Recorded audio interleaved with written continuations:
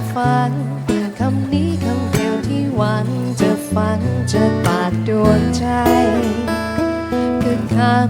คำนี้มีค่าใหญ่หลวงฉันรักฉันการฉันห่วงเพียงดังดวงฤทัยฉันไม่เคยเฉลยกับใครแต่แล้วที่บอกเธอไปเพื่อให้เธอตอบเช่นกัน